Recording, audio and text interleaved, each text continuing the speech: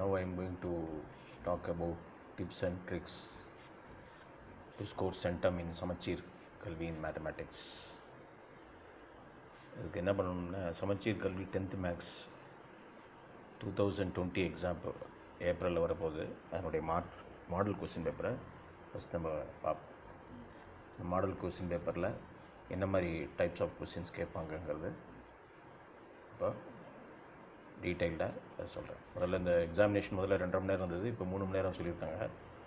So இது subject to change. Maximum 100 mark. இதில் question paper கொடுத்த உடனே நீங்கள் என்ன பண்ணணும்னா அனைத்து வினாக்களும் மச்சுப்பதிவு இருக்கான்னு சரி பார்த்துக்கணும். அதில் குறை இருந்ததுனாக்கா கண்காணிப்பாளரிடம் உடனடியாக தெரிவிக்கணும். நீளம் அல்லது கருப்பு மையினை மட்டும் எழுதுவதற்கு அடிக்கோடு மட்டும் பயன்படுத்த வேண்டும். படங்கள் வரைவதற்கு பென்சில் தான் யூஸ் பண்ணணும். கிராஃபு அதெல்லாம் பண்ணோன்னா பென்சில் தான் யூஸ் பண்ணணும். இப்போது என்னென்ன டைப் ஆஃப் கொஸ்டின்ஸ் பார்ப்போம். 4 பகுதிகளாக பிரிச்சிருக்காங்க. பகுதி 1, பகுதி 2, பகுதி 3, பகுதி 4. பகுதி 1 1 மார்க் 1 மதிப்பெண் கொஸ்டின்ஸ். இது எப்படி இருக்கும்னா 4 கொஸ்டின்ஸ், ஒரு கொஸ்டின்ஸுக்கு 4 ஆன்சர் கொடுப்பாங்க. அந்த 4 சரியான ஆன்சரை தேர்ந்தெடுத்துக்கணும். அந்த 4 விடையை தேர்ந்தெடுக்கப்படுவது குறியீட்டு விடையினும் சேர்த்து எழுத வேண்டும். இப்போ 1வது கொஸ்டினுக்கு ஏபிசி அப்படின்றதுன்னா 1 ஏபிசி இல்லை 1 சி அந்த மாதிரி எழுதணும். அது இப்போ இதை எழுதி அதை கண்டிப்பாக மென்ஷன் பண்ணணும். 1 மட்டும் எழுதக்கூடாது, 1 ஏ அப்படின்னு கூட பண்ணக்கூடாது. எந்த கொஸ்டினுக்கு எந்த ஆன்சருங்கிறத கரெக்டாக எழுதணும். இப்போ பகுதி 2 அது 14 கொஸ்டின், 14 × 1 14 மார்க்கு, சாய்ஸ் கிடையாது. பகுதி 2ல் பார்த்தீங்கன்னா 10 கொஸ்டின்ஸ், மொத்தம் 14 கொஸ்டின் கொடுத்துருப்பாங்க. அதில் 10 கொஸ்டின் 2 மார்க்கு ஒன்று, இப்போ 20 மார்க்கு. இப்போ அதை பார்த்தீங்கன்னா 28வது கொஸ்டின் கம்பல்சரி. ஓகே, 28 எதில் கேட்பாங்கன்னு தெரியாது. இந்த ப்ராப்ளத்தில் வெர்டிசஸ் ஆஃப் ட்ரையாங்கிள் ஏபிசின்னு கொடுத்துருக்காங்க. Length of medium through the vertices. இந்த மாதிரி 2 மார்க் கொஸ்டின்ஸில் நீங்கள் பார்த்தீங்கன்னாக்கா நீங்கள் அட்லீஸ்ட்டு ஒரு 2 ஸ்டெப்ஸாவது இருக்கும். இப்போ நீங்கள் பார்த்தீங்கன்னா இதை ஏபிசின்னு எடுத்துக்கிட்டிங்கனாக்கா பிஎன்சிஸ்க்கு மிட் பாயிண்ட் கண்டுபிடிக்கலாம். இது சப்போஸ் x1 y1 இது x2 y2 அப்படின்னா மிட் பாயிண்ட் எப்படி இருக்கும்? x1 + x2/2 y1 + y2/2 அதை இது பண்ணிக்கலாம். அதே மாதிரி இந்த 2 பாயிண்ட் இங்கே மிட் பாயிண்ட் கண்டுபிடிச்சாச்சு, வெர்டெக்ஸ் கண்டுபிடிச்சாச்சு. இந்த லென்த் எப்படி கண்டுபிடிப்பீங்க? டிஸ்டன்ஸ் ஃபார்முலா √ இங்கே x1 x2 - x1 the whole square + y2 - y1 the whole square square root எடுத்தானாக்கா. ஸோ இப்போ 2 ஸ்டெப் இருக்கா, உங்களுக்கு ஆட்டோமேட்டிக்காக 2 மார்க் கொடுத்துருவாங்க. ஸோ இது 2 மார்க் கொஸ்டின்ஸில் இந்த மாதிரி கேட்கறதுக்கு வாய்ப்பு இருக்குது. அதே சமயத்தில் கம்ப்யூட்டர் டிஃபைன் அந்த மாதிரி கேள்வி 2 மார்க் கேள்விலாம் கேட்பதற்கு வாய்ப்பு இருக்குது. அதே மாதிரி பகுதி 3 நீங்கள் பார்த்தீங்கன்னாக்கா 10 கேள்வி மொத்தம். அதில் என்ன இருக்குன்னா 4 சாய்ஸ் இருக்குது. 14 கொஸ்டின்ஸில் 10 கேஸ் எழுதலாம். 10ல் 42வது கொஸ்டின்ஸ் கம்பல்சரின்னு கொடுத்துருக்காங்க. இது ரொம்ப இன்ட்ரெஸ்டிங்கான கொஸ்டின். இது சிலிண்டரிக்கல் பக்கெட்டில் 32 சென்டிமீட்டர் ஹைட்டு, ரேடியஸ் கொடுத்துருக்காங்க. Filled with sand, bucket is emptied on the ground and conical heap is form. இப்போ நீங்கள் பார்த்தீங்கன்னா இந்த ப்ராப்ளத்தில் எந்த கொடுக்குறாங்க, இந்த ஒன்றுமே தெரியலையே, சர்ஃபேஸாக வால்யூமாக எதுவும் கொடுக்காம இதில் ஹிண்ட் இருக்குது. அந்த பக்கெட்டை எம்டின்னு சொன்னாலே என்ன வருது? வால்யூம் தான் வருது. So simple. ஸோ இப்போ வால்யூத்துக்கு சிலிண்டரிக்கலுக்கு என்ன வால்யூம்? πr²h. ஆர் கொடுத்துருக்காங்களா, ஹெச் கொடுத்துருக்காங்க, வால்யூம் கண்டுபிடிச்சிடலாம். இது எம்டி பண்ணிவிட்டு என்ன பண்ணுறாங்கன்னா கோனிக்கல் ஹீப்பில் சாண்டு ஃபார்ம் பண்ணுறாங்க. Conical heap of sand is form. அப்போ அதனுடைய ஹைட் என்ன கொடுத்துருக்காங்கன்னா 24 சென்டிமீட்டர். இப்போ ரேடியஸ். ஸோ அதுக்கு என்ன வால்யூம் கண்டுபிடிக்கிறதுக்கு கோனிக்கல் 1/3 πr²h. ரெண்டையும் ஈக்குவேட் பண்ணால் அன்னோன் என்ன? இதில் இந்த பக்கம் πr²hல் ஆருக்கு ஹெச் வால்யூம் கண்டுபிடிச்சிடலாம். அதில் 1/3 πr²hங்கிறது இதுக்கு 1/3 πr²hங்கிறது உங்களுக்கு இதுக்கு உண்டான கோனிக்கல். ரெண்டும் ஈக்குவேட் பண்ணால் ஈஸியாக நம்ம என்ன கண்டுபிடிச்சிடலாம்? ஆர் கண்டுபிடிச்சிடலாம், ரேடியஸ் கண்டுபிடிச்சிடலாம்.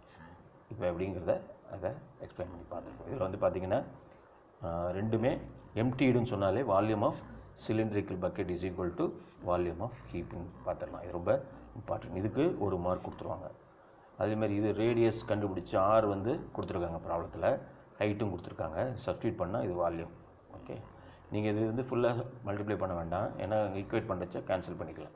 அதே மாதிரி கோனிக்கல் ஹீப்புங்கிறப்போ இதுக்கு ஹைட் கொடுத்துட்டாங்க, இதுக்கு radius 1/3 okay πr²h 1/3 okay, pi r square H. அது நீங்கள் பார்த்தீங்கன்னாக்கா உங்களுக்கு ஈஸியாக இருக்கும். சூப்பர். இது ரெண்டு ஈக்குவேட் பண்ணால் என்ன ஆகும்? உங்களுக்கு ஈக்குவேட் பண்ணனாக்கா என்ன கிடைக்கும்? உங்களுக்கு ஈக்குவேட் பண்ணோம்னாக்கா ரெண்டையும் ஈக்குவேட் பண்ணாக்கா என்ன கிடைக்குதுன்னா ஆர் கிடைக்குது.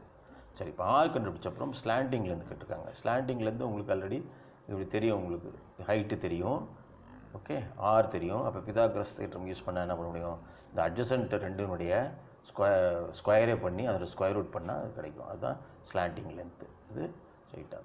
ஸோ இப்போ இதில் எப்படி கொடுப்பாங்கன்னா, இதில் ஒரு மார்க்கு, இந்த இது ஆர் கண்டுபிடிக்கிறதுக்கு ஒரு மார்க்கு, அந்த இது ஒரு மார்க்கு. ஸோ ஸ்ப்ளிட் பண்ணியிருப்பாங்க ஆன்சர்ஸ் வந்து. நீங்கள் பார்த்தீங்கன்னா ஃபஸ்ட்டு வால்யூம் ஆஃப் கோனுக்கு ஒரு மார்க், வால்யூம் ஆஃப் சிலிண்டர் எழுதினா 1, 2 ஈக்குவேட் பண்ணால் 1, ஆர் கண்டுபிடிச்சா 1, எல் கண்டுபிடிச்சா 1, இப்படி 5ன்னு ஸ்ப்ளிட் பண்ணியிருப்பாங்க. ஸோ இந்த கரெக்டாக நீங்கள் எக்ஸாமில் எழுதுகிறப்ப நீங்கள் கரெக்டாக ஸ்கிப் பண்ணாமல் 1 by 1 எழுதணும். நீங்கள் எதாவது ஸ்கிப் பண்ணிவிட்டு போயிட்டீங்கன்னா கடைசியில் மார்க் ஃபுல்லாக வரும்னு நினைப்பீங்க. இந்த 2 மார்க் வந்து உங்களுக்கே தெரியும், ஈஸி ஸ்டெப் தானே, மிஸ் பண்ணிவிட்டு அதை நீங்கள் போட்டிங்கன்னாக்கா கடைசியில் 2 மார்க் மைனஸ் பண்ணிடுவாங்க. ஸோ இந்த மாதிரி பெரிய கேள்வியாக இருக்கட்டும், சின்ன கேள்வியாக இருக்கட்டும், ஸ்டெப் மார்க் ரொம்ப முக்கியம். மார்க்கிங் ஸ்கீம் பேஸ் பண்ணி தான் அவங்க மார்க் போடுவாங்க. ஓகேவா? இப்போ அடுத்தது பார்த்தீங்கன்னாக்கா பார்ட்டு, ஓகே, இப்போ அடுத்தது பார்ட்டு 4. இதில் மதிப்பெண் வந்து 16, 2 கேள்வி கேட்பாங்க, 2, 8, 8, 16. இது எப்போவுமே எய்தர் டைப்.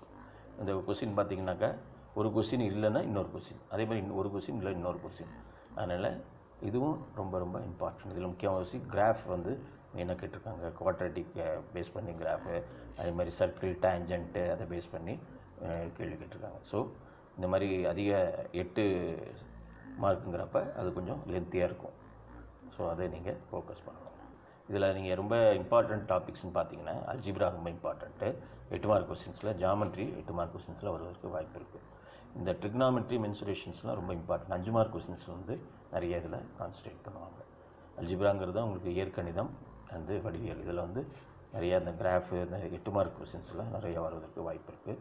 அதே மாதிரி இந்த முக்கோணவியல், அளவியல் அப்படிங்கிறது அதில் 5 மார்க் கொஸ்டின்ஸ் நிறைய கேள்வி இருக்குது. ஸ்டாட்டிஸ்டிக்ஸ் இதெல்லாம் நீங்கள் மொத்தத்தில் பார்த்தீங்கன்னாக்கா 1 மார்க், 2 மார்க், 5 மார்க், 8 மார்க்ஸ்னாக்கா புத்தகத்தில் இருக்கக்கூடிய எல்லா எக்ஸசைஸ்லேயும் பின்னாடி வந்து இருக்கக்கூடிய எல்லாத்தையும் ஒன்று விடாமல் தரவாக நீங்கள் படிக்கணும்.